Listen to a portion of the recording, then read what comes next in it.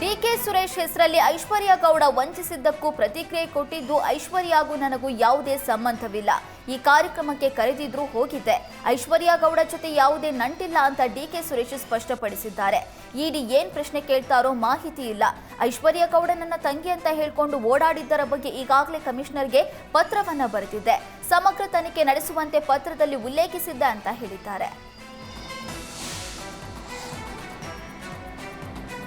DK ಸುರೇಶ್ಗೆ ಇಡಿ ಅಧಿಕಾರಿಗಳು summons ನೀಡಿದ ವಿಚಾರಕ್ಕೆ ಪ್ರತಿಕ್ರಿಯೆ ಕೊಟ್ಟ ಡಿಕೆಶಿ, ಇಡಿ ಸಮನ್ಸ್ ನಮಗೇನು ಹೊಸದೇನೂ ಅಲ್ಲ ಅಂತ ಹೇಳಿದ್ರು. ಇನ್ನು ಬೆಳಗ್ಗೆ ಮನೆ ಬಳಿ ಇಡಿ ಅಧಿಕಾರಿಗಳು ಬಂದಿದ್ರು. ಡಿಕೆ ಸುರೇಶ್ ಮನೆಯಲ್ಲಿ ಇರಲಿಲ್ಲ, ಆದ್ರಿಂದ ನೋಟಿಸ್ ಅಂಟಿಸ್ತೇನೆ ಅಂತ ಹೇಳಿದ್ರು. ನೋಟಿಸ್ ರಿಸೀವ್ ಮಾಡಿ ಅಂತ ಪಿಎಗೆ ಹೇಳಿದ್ದಕ್ಕೆ ನೋಟಿಸ್ ರಿಸೀವ್ ಮಾಡಿದ್ದಾರೆ. ವಿಚಾರಣೆಗೆ ಡಿಕೆ ಸುರೇಶ್ ಹಾಜರಾಗ್ತಾರೆ. ಗೌರವದಿಂದ ವಿಚಾರಣೆಗೆ ಹಾಜರಾಗ್ತೇವೆ.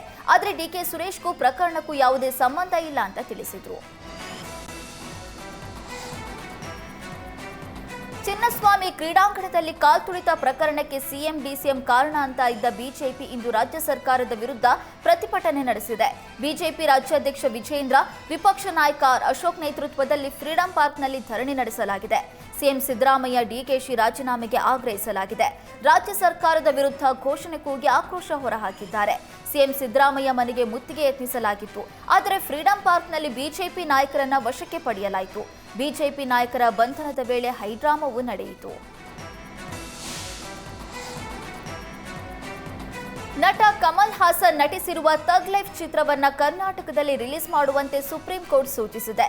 ಚಿತ್ರ ಬಿಡುಗಡೆಗೆ ಅಡ್ಡಿ ಮಾಡುವುದು ಸರಿಯಲ್ಲ. ಸಿನಿಮಾ ಬಿಡುಗಡೆಗೆ ಅಗತ್ಯ ಕ್ರಮ ಕೈಗೊಳ್ಳಬೇಕು ಅಂತ ನಿರ್ದೇಶನ ಕೊಟ್ಟಿದೆ.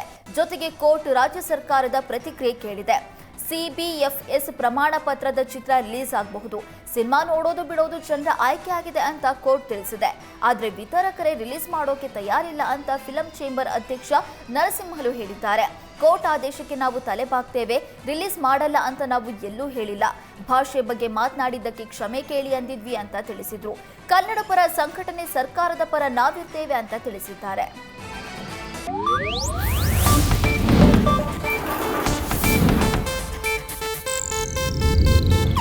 ಇದು ಏಷ್ಯಾನೆಟ್ ನ್ಯೂಸ್ ನೆಟ್ವರ್ಕ್ ಪ್ರಸ್ತುತಿ.